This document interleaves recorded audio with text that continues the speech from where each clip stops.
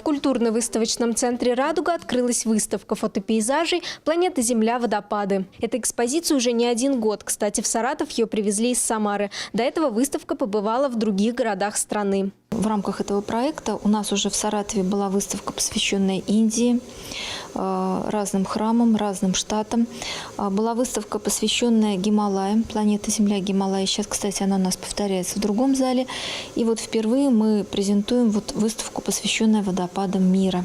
На выставке можно увидеть 24 фотопейзажа с водопадами из разных уголков планеты. Среди них самый высокий водопад в мире – Анхель, который находится в Венесуэле, водопад Виктория, расположенный в Африке, и Ниагарский водопад. Многие из них были сняты с высоты птичьего полета. Также есть снимки водопадов в Норвегии. На них можно увидеть так называемых троллей. Это камни, отдаленно напоминающие образы людей.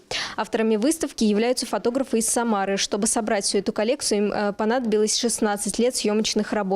Кстати, тем, кто хочет узнать о водопадах мира еще больше, будут показывать познавательный видеофильм. Была интересна на самом деле выставка минералов. Меня больше вот это интересует. А тут, оказывается, еще и попал на выставку, где можно посмотреть водопады, фотографии, столько интересных мест. И чем она привлекла? Это просто сбор из очень разных стран. Этих фотографий, уникальные снимки. Выставку увидят жители и других городов России. Кстати, в Саратове уже были представлены несколько снимков из коллекции. В этот раз экспозиция будет открыта до 30 апреля. Посетить ее может любой желающий, вход свободный. Анна Забалуева, Олег Буланов, Саратов, 24.